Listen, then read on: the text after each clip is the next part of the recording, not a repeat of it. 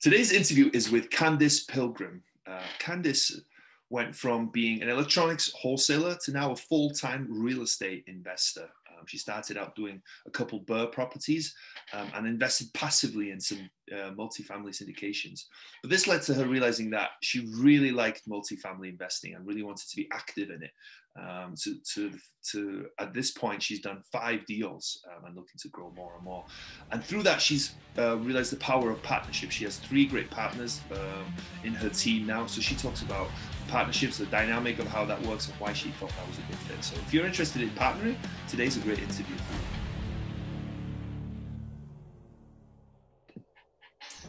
Hello and welcome to Wrestling with Real Estate, where we look to chokeslam all your real estate problems. I'm your host, former WWE wrestler, and now Cirque du Soleil performer, and of course, multifamily real estate investor, Barri Griffiths. Now today we're joined by Candice Pilgrim. Hey, Candice. Hey, Barry. Thanks for having me. I'm excited to have you. Thank you so much for being here today. It's going to be a fun and interesting conversation, no doubt. But before we kind of dive into the real estate and all that good stuff, do you want to kind of introduce yourself and let everyone know a little bit about what you've been up to and what you're doing now? Sure. You want the short version or long version? Whatever you want. Both sounds good to me. Whatever you feel like. All right. So yeah. Let's go with the medium in between. Medium. Okay. Yeah. Okay. I got you. Okay. So yeah, my story starts with a science background, actually. So I have a bachelor's in microbiology and a bachelor's in biochem and molecular biology. So science and research was my first passion, I guess, and my first career path. I realized once I had started a PhD program, which is what brought me here to Birmingham, Alabama, was a PhD program at UAB. I realized once I got into that wasn't the career path that I wanted to take. I was really miserable in the lab that I was in, and I wasn't healthy. That wasn't what I thought it was going to be, I guess. So ultimately left that program and went out on a limb and started an electronics wholesale company, which I know is like completely off topic there, nothing to do with science, but I started that company, and about 6 months later, this was in 2012 that started that company. And about 6 months later, my husband quit his job to help with the company because we saw the growth potential. So we were off to the races at that point. We did really well first few years with that company because we had no competition here in Alabama in that industry. So because we did really well, we were looking for a place to invest that capital. And that's what ultimately led us to multifamily real estate. You know, we played with the stock market for a while. We were looking for something a little bit more tangible, a little bit more controllable. So landed on real estate. So in 2017 was really my year of education with real estate. 2018 was the year that we became active. So we bought 2 single family homes first, which were the BRRRR, if you're familiar with the BRRRR strategy for single family. It's what we did there. And then we invested passively in 3 multifamily deals next. From that, I realized I love multifamily. I had to learn the whole business, right, to be able to analyze these passive investments. And that's what made me realize, I want to do this actively. I want to be an active operator because this stuff is fun. So set out to be an active operator at that point. 96 unit joint venture was our first deal, late 2018, which I wasn't super active in that one. That was, a joint venture by nature is more active than a passive investment, but it was, more of a capital contribution was my primary role there.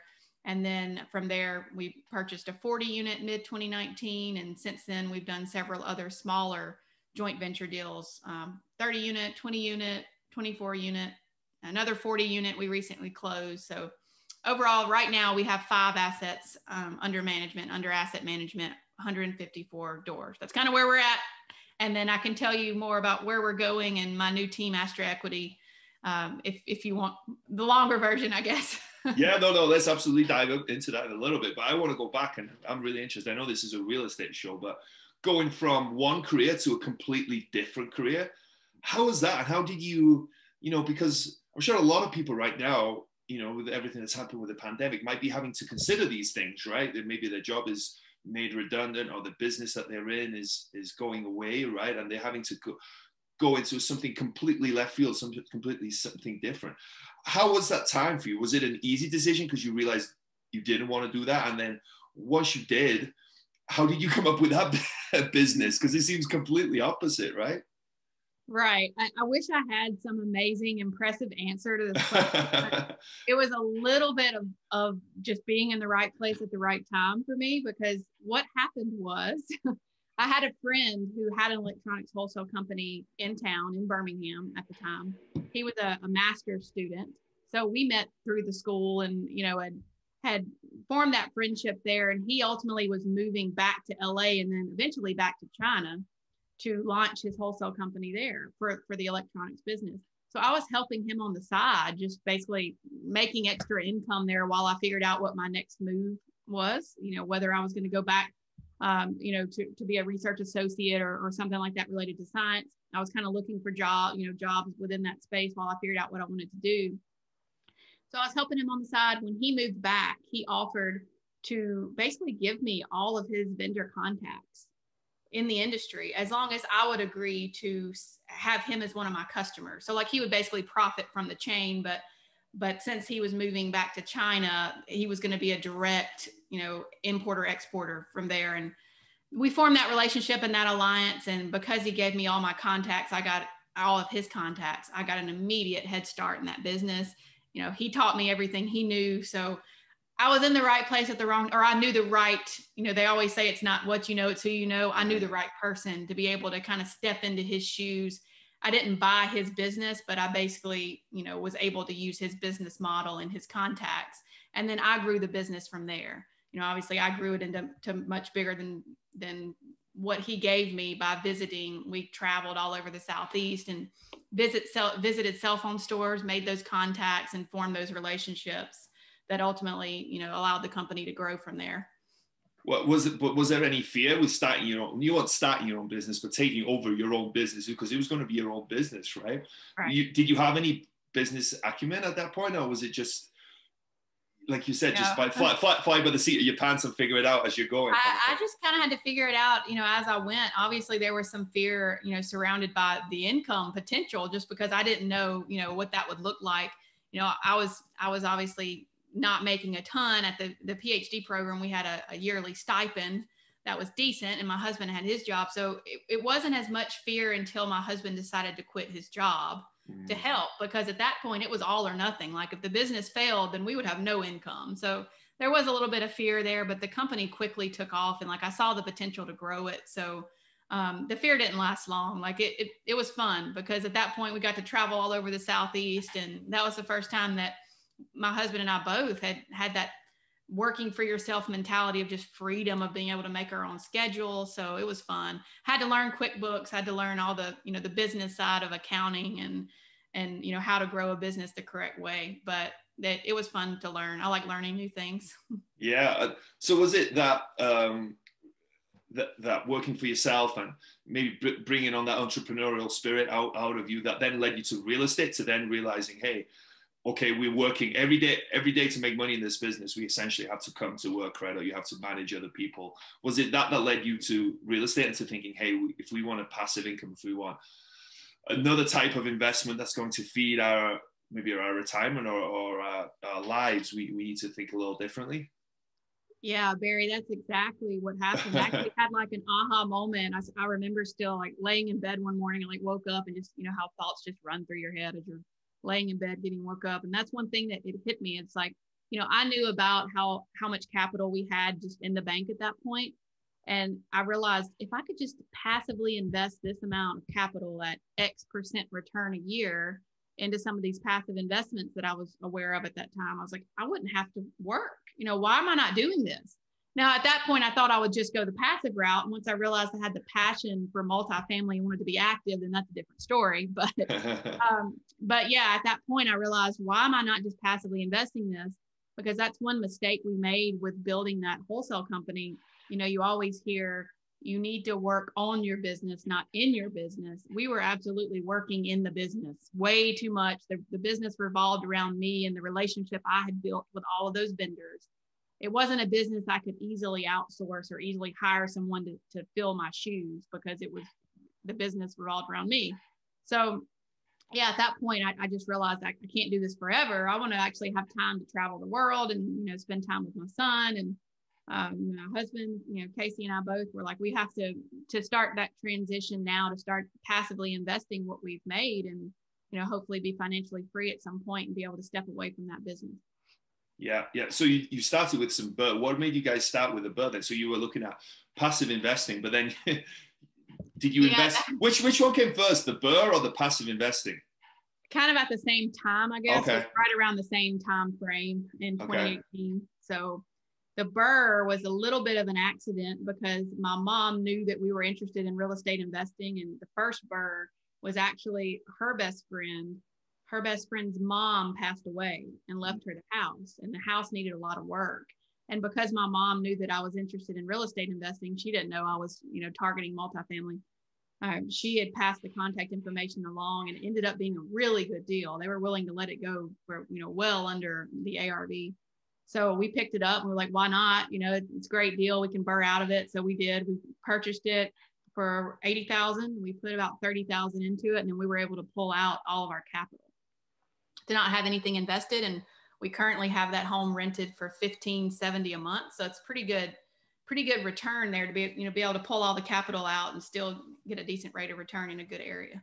Yeah. So, and then was that such a success you decided, okay, let's try this again? Yeah, that one was such a success. Then I started kind of keeping an eye out for wholesale deals. So I joined all of these wholesalers' email lists in Birmingham. So the first house that I just mentioned, my mom's friend, that was in the Jackson, Mississippi area. Brandon, Mississippi is a submarket because I'm from Mississippi. So obviously her friend's from Mississippi, and that's where that one came from. But then I started keeping an eye out for Birmingham opportunities. And I found the second BRRRR through a wholesaler in the Birmingham area. Once again, the model fit. I was able to BRRRR out of it and pull all the capital back. So we did that. It was just kind of we had planned to do that in the meantime. I never thought I would go out and buy multifamily properties actively on my own at that point. I kind of just thought I'd passively invest and supplement it with these BRRRRs, but quickly realized it would take a really long time to scale, buying one BRRRR home at a time. And I could basically BRRRR multifamily if I just buy larger assets and combine the passive knowledge, the passive investing in multifamily knowledge that I had accrued from learning the business with the BRRRR strategy, and just mesh them into one and pursue multifamily actively. So that was my next step. Yeah, because in a way, a lot of times when you do multifamily, it's kind of the BRRRR on a bigger scale, right? There's different models, of course, as with anything, right. but a lot of times it's that BRRRR on a longer time period and a bigger size property. So then you at the same time you were doing passive. What was it that made you realize, hey, actually, I don't want to be the guy, the person, the lady taking in the cash flow every month through the check in the mail or whatever direct to my bank account. I want to be the person that's running these deals and that's involved with it. What made you realize that, do you think? I don't really think it was like a certain moment with that. I think it was just the more and more I learned the business, the more I became to love it. It's fun. It's really fun. And plus I have the personality type that I like to know all the little details, and I like to have at least some degree of control, so it's just in my nature, I guess, to want to take the reins and see what I can do. I want to execute the business plan. Like I want to see it from start to finish because it's fun seeing that transformation and seeing that success. Yeah. So then you went and did your first deal, which was a joint venture, right? Why did you guys decide on a joint venture? Why not do your own syndication or do your own deal without anyone else? Was there any reason behind that? Yeah, our first real deal really was done ourselves. So that 96 unit joint venture I mentioned, it was kind of a blend of a passive investment and an active, just because it was a joint venture. So I did have voting rights and met them at the property every so often to talk through stuff. So it's not like it was completely passive, but my primary role was capital contribution, and the two partners self-managed and did all the day-to-day tasks. So I don't really count that one. My first real deal was a 40-unit property, and that one my husband and I did by ourselves with no partners. Okay, well, let's talk about that one. Sounds like an interesting deal. When was that?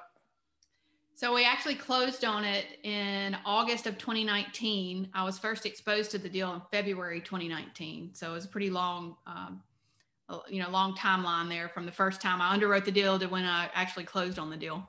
Yeah. What was it about the deal that you liked? What were you looking for in the deal at that time? Well, I didn't really know what I was looking for yet. I would love to say like I had my criteria set and everything, but at that point I was pretty green, I guess. So I was just looking for a deal where the numbers worked, where we could execute that BRRRR type model. And this particular deal was a very heavy lift, heavy value add type deal, similar to like a BRRRR single family home. It needed a lot of work. So, we paid $33,000 a door for it, and we put in about $10,000 a door in rehab costs. So, all in, just say $45,000 a door. And right now the deal's worth about $65,000 a door, after stabilization. So it is stabilized now. So that just kind of shows you we could, refinance that and pull our capital back. We haven't done that yet just because we took out not a supplemental, but we have the option of taking out a supplemental. That's what I was going to say. But we actually had a loan modification. Our lender offered us a loan modification where he reduced our rate from 5.5 to 3.5. Wow. And also extended our term out to 10 years. So with the modification, our cash flow is like so amazing and our return on equity is still really good. So I haven't really seen the need. I don't really have the need for the capital yet. So, but at some point I'll plan to take out a supplemental and pull that capital back in a similar fashion as you would with a BRRRR. Yeah, well, that's such an interesting point, right? Because everyone always is talking about cash out refinances and taking out that money from that property and using it again. And a lot of times it does make sense, right? It does make sense to pull that money so you can buy another property and, kind of repeat that process. But if you have a property, like you said, that is not just giving you a good ROI, right? Return on investment, or a good cash on cash, right? The money invested, but it gives you a good return on your equity, the equity in that property. It sometimes makes sense to actually hold it and just cash flow. It sounds like it's a cash cow, right? And just cash flow that money and you have that investment rather than playing with that thing. Now, somewhere down the line, like you said, you might take that money out and reinvest it. But if it makes sense for now, you don't always have to do that, right? Right, exactly. And that's the thing too, is we actually closed our electronics wholesale business at the end of 2020, the last day of 2020. So for now, like that property, that 40 unit property, I consider that covering all of my personal expenses. Like it cash flows enough and then some to cover all of our personal expenses, plus a little extra to, just to put towards future investment. So at this point, I don't really want to cash out refi it or to take out a supplemental until we grow more as a company. That's my guaranteed income. Like that's kind of like my W-2, even though it's not, it's more stable and guaranteed. And I know that any other assets we acquire, it's like icing on the cake. So I just want to leave it alone. We have a good thing. Like you said, we have a cash cow. So I'm just going to leave it be for the moment and know that I have that opportunity to pull out cash if I need it. Yeah. Well, congratulations, I guess, on you closing your business. Was a choice, right? It wasn't forced. I think right. It's a good thing. I mean, right? It was a decision. It's almost like leaving your job, right?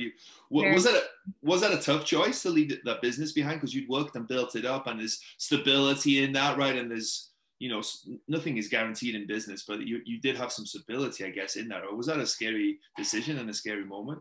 It wasn't a scary moment. It was a little bit of a sad moment, I guess, just because we worked hard on that business and it's kind of hard to let it go, when it was what we lived day in and day out for the last 8 years. So sad, but happy at the same time. A mix of emotions, I guess, because closing that business meant that I've reached financial freedom with multifamily, and that's amazing for me because that was ultimately my goal to begin with, was to get to that point and leave that business and be able to, to grow a new business on the multifamily acquisition side. So it was a happy moment mixed in with a little bit of sadness just to kind of see it go. But, what's crazy is if it wasn't for COVID and the crazy year of 2020, my plan was to actually sell off basically the business model and all the contacts to someone else getting into the wholesale business. Couldn't really sell the business per se, just because of, like I mentioned, the business revolves around relationships. But I could have sold the contacts and the model and like the pricing and like the customers and all that. But with COVID, we actually had a lot of vendors shut down. So whenever those vendors opened back up, the problem was they didn't have the overstock. We worked off of overstock. Like we would buy overstock from cell phone stores. Like whenever they would take trade-ins from customers, we would go buy their overstock because we were tax exempt. It was kind of like a win-win, to where they wouldn't retail, the stores wouldn't then have to retail those products again. So ultimately, when all those stores opened back up, they didn't really have overstock because there was too much demand on the retail side. So they were better off just selling it in their case. And then I had a lot of other vendors shut down altogether and never open back up. So at that point, it would have been easy to rebuild the business, but it would have taken a lot of time to like travel again and make all those new connections with new cell phone stores. And at that point, I realized like, I don't want to spend time rebuilding that business when I could put all of that time towards the new business I've created on the multifamily side. So that's the decision. That decision was kind of hard to make just because I knew the potential of if I built that back up again, and, you know, I could have gotten a decent amount of money for that. But it was just you always hear like, use your time wisely, and, you know, where could you best spend your time to maximize your return on your time. So I had to make that decision to go the multifamily route. Yeah. Plus, it seems like you're more passionate about the multifamily stuff anyway, right? Something that you enjoy a lot more. Yeah. You know, it's one thing to get a return on your time, but it's also the enjoyment on your time as well, right? What you enjoy and what's your passion and what you love doing. So from that 40 unit, right? Seems like you guys had a lot of success with that. How did you then scale into doing 3 more? I think you have 5 in your portfolio, I said, right? So 3 more deals. How did you go from that first essentially deal that you guys did to yourself to 3 more deals after that? Yeah, so the second deal after that 40 unit deal was this 30 unit deal in the Charlotte, North Carolina market. And that one was a joint venture with one really good friend that I've known well before multifamily. Our kids play together. It's a family friend here in town. And then the second partner on that was actually one of my electronics business contacts. Okay. So he's the one that found the deal and brought the deal to me and asked if I'd want to partner. And then we brought in my friend as the third partner. So he owns cell phone stores in the Jackson, Mississippi area. And that's how we had met years before. So that deal was interesting because I got to do a deal with 2 guys that, you know, I had relationships with, not related to the multifamily side, but related to other businesses or family friendships. So that was cool. But after that deal, I teamed up with 3 other guys, Jeremy Porto, Rich Trepanier, and Stuart Dukeman. Mm-hmm. The 3 of them, I met them through Jeremy. We had met for coffee in Birmingham, and we're talking about investing. He was interested in the Huntsville, Alabama market. So I started reviewing a few deal opportunities with those guys and ended up joint venturing with them on a 20 unit in Huntsville. That was our next deal. So it's a smaller little 20 unit, but it was a good first deal to make sure I could work well with them and make sure they could work well with me to start that, you know, business relationship there. And then from there, like, we just really hit it off as a team. Like, our team dynamic was amazing. Like, we each have our roles and our strengths, and they all complement each other so well.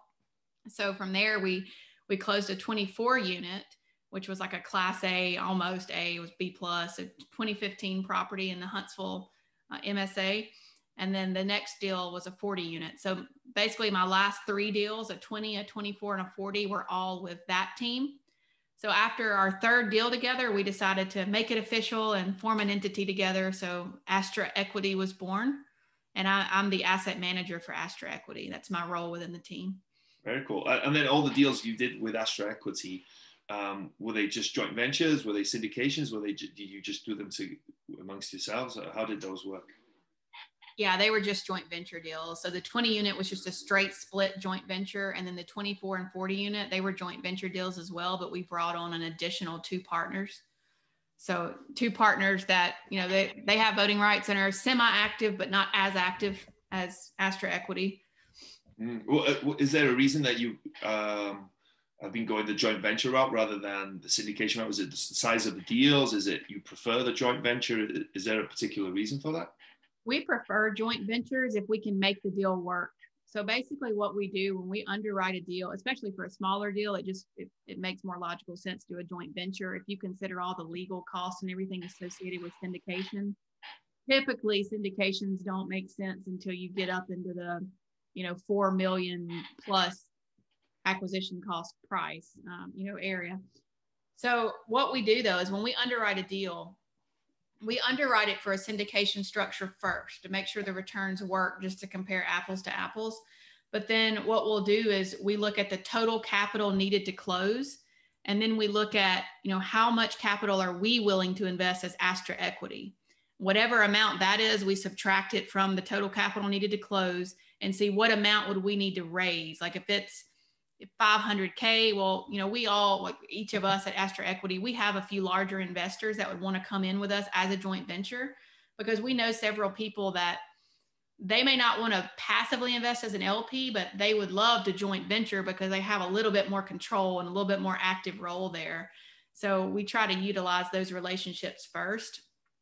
And then if that amount, that magic number we come up with to raise, if that amount is greater than our JV partner pool, then at that point we would syndicate. We haven't syndicated yet, but it's definitely next on our agenda as we pursue the 75 to 100 unit plus properties this year. Mm.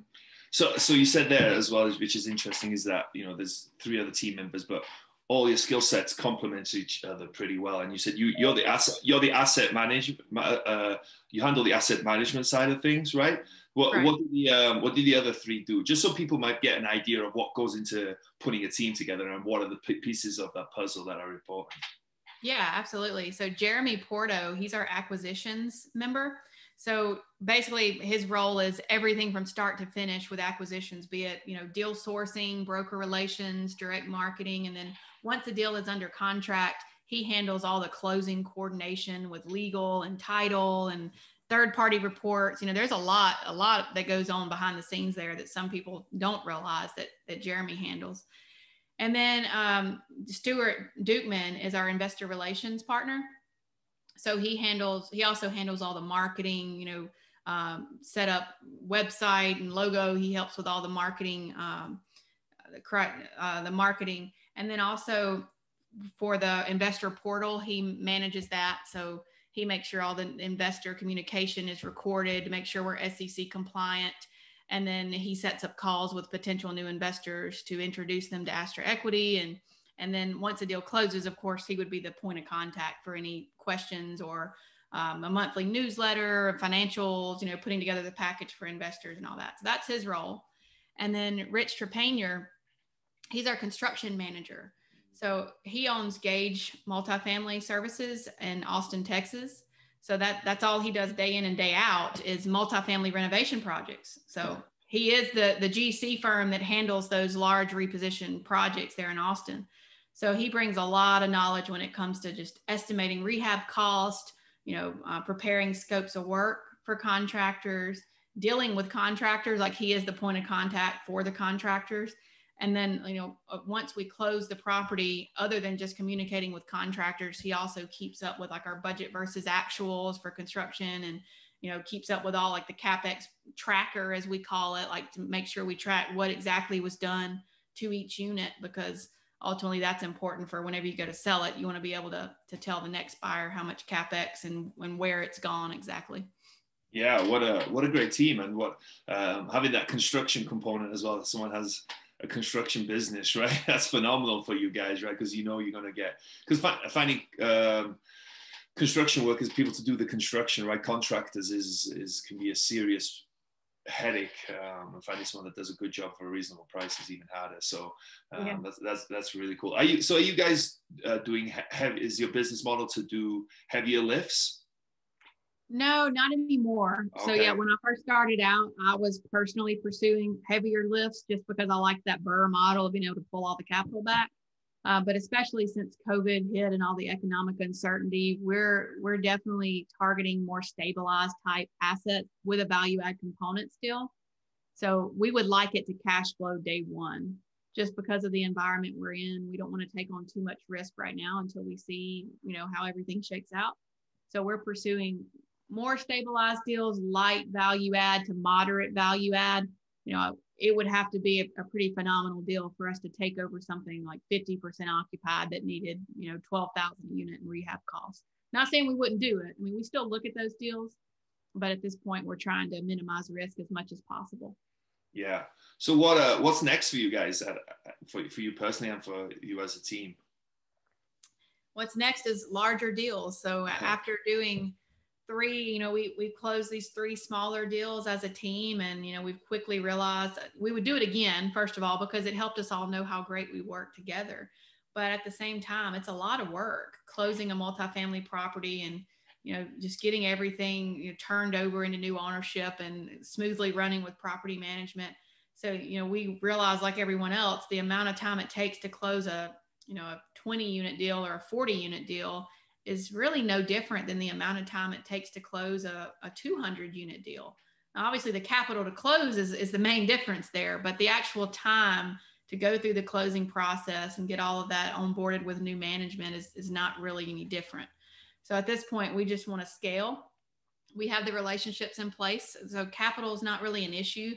So in terms of the capital requirement for larger deals, we're not so much worried about that. So to save ourselves time and sanity, we figure it's best to scale up at this point. Yeah, very cool. So what are you looking at? 100 plus, 200 plus, 500 plus? What size properties are you guys looking at? We're targeting anywhere between 75 units and around 200 units, give or take. That's kind of our sweet spot. Yeah, and is the 75 so you can have someone with property with on-site management? Is that the idea? Yeah, that's the idea. So right now, all of our smaller assets, they're doing well, but it definitely takes more hand-holding from not necessarily just from a property management perspective, but especially with the value add plan. Our property managers aren't really equipped at that size to take over the construction management piece and have like a project manager on site to oversee the rehab. So I've been doing a lot of that, and Rich has been doing a lot of that, and we're just at this point we'd rather just have on-site staff. We'd rather have a project manager that's able to oversee the rehabs and just try to be able to efficiently scale that way by having those payroll associated component that we can't have with a smaller property. It just doesn't make sense to do so. Yeah, very cool. Well, cool story. Like from who would have thought it, right? From where you started out to where you are now, right? There's been a few transitions, right? Interesting transitions, right? From what you were doing initially to then having a electronics wholesale business and now running a multifamily empire, right? That's where it's going, right? For sure. It's pretty awesome, pretty cool to hear. So I appreciate you sharing all of that. But as this show's called Wrestling with Real Estate, I like to incorporate some wrestling related real estate questions. So the first question is, what would your wrestling name be? Something, I know it sounds corny, but it would probably be something like The Unstoppable, because I have that personality trait where if I can't figure something out, or like if I have a problem I want to solve, I can't sleep until it's solved. So my husband gets so aggravated with me sometimes because like I'll stay up late just trying to I've got to figure this out. I can't go to sleep till I figure this out. So I think that's been one trait, I guess, that's helped me succeed. It's not that I'm smarter than anyone else. I'm definitely not the smartest person you'll ever meet, but I'm relentless when it comes to trying to understand something. So, I know that just because I'm not the smartest in the room doesn't mean that I can't still get it, because it's basically just my unstoppable and relentless nature. Nice. But that's probably what your special move is. I always ask, what is your special move in real estate? Is that maybe ties into that as well? Maybe your special move is being relentless and not being happy until you have figured it out. Yeah, definitely. That could be carried over into that as well. And like we mentioned, my role is asset management within the Astra Equity team. So I do feel like, I don't know if it's because of my science background or just because of my personality, but I really like analysis and data and being able to, see a business plan through from start to finish. So I guess that would be my real estate strength as well. Very cool. What's been the biggest body slam you've taken? So biggest body slam, I haven't really had any big body slams. I've been lucky. Fortunate, I guess. But I guess my biggest mistake so far has been jumping into one of those really early deals, one of those really early multifamily deals where I looked at the deal more so than the partners and didn't really look at if we could all work well together and what their vision was for the property and what my vision, I didn't really make sure all of that aligned. I just looked at, on paper, this is a great deal. Like the price works. We'll be able to pull all our capital back through a refi. Like I said early on, that was kind of my strategy there. So I jumped into that deal and ultimately requested a buyout early in 2020, and we came to a deal on that. So I'm no longer a part of that 96 unit deal that I mentioned. And I did well with it financially, but it easily could have gone the other way just because I I didn't realize what I was getting into, I guess. You know, I don't want to share too many details, I guess, but that deal kind of made me gun shy with joint venturing. So I consider that a setback just because of that deal. You know, the next deal I did after that, my husband and I purchased it ourselves. We didn't partner. And then the next deal after that, I only partnered with 2 people that I had known for years, you know. So all of that just kind of, it slowed down my progression into finding my dream partners at Astra Equity, because I was scared to partner with anybody. And I was like, okay, I'll just do everything myself because I don't want to get, you know. So yeah, that slowed me down a bit, but it all worked out in the end, and I found my team now. So. Yeah, absolutely. So was there a moment that you were standing on the top rope getting ready to jump, but you were too scared? What was it, and how did you overcome it? Maybe you alluded to it again a little bit before. I think that moment for me was the 40-unit deal I mentioned. That was such a heavy lift, because I still remember when we did our unit walks at that deal and going in some of those units. You know, as I mentioned, like, we had to turn almost the entire resident base because, we didn't keep those people. I think we only kept like 4 out of 40. Wow. Which it wasn't fully occupied at the time. So not out of 40, but you get where I'm going there. Yeah, It was a really rough property, even though it was a B-class area. Long story with that deal, it was rough. So whenever I walked those units, I just remember thinking, what am I getting myself into? Like, we can't turn, there's no way I can do it. Like, it was a limiting belief thing. Like, I thought that there was no way I could actually turn that thing around. And I almost wanted to back out after seeing the condition of some of those units. I just wasn't used to seeing people live like that. So I just wondered, like, is it even truly possible to turn it around? Should I just back out? Am I about to lose all my money? But I just had to remind myself, I'm not using investor capital. I'm using my own money. What's the worst that can happen? Buying it at $33,000 a door. I mean, I didn't think I could really lose money at that, you know, at that rate, just because the going rate in that area was $65,000 a door. But I just thought, what's the worst that can happen? I break even and end up having to get out of it later, but I will have learned something. And ultimately, I wanted to learn, like, from start to finish, a multifamily transaction. And I viewed that as my lesson, kind of like taking out coaching. You know, you spend money to do that. So what's the difference with this? That's the way I viewed it then. But now I'm like, wow, like, we did really well with that deal. Like, I wish I could find another deal that good. So it definitely worked out in the end, but I almost ran for the hills once I saw those units. So I'm glad I didn't.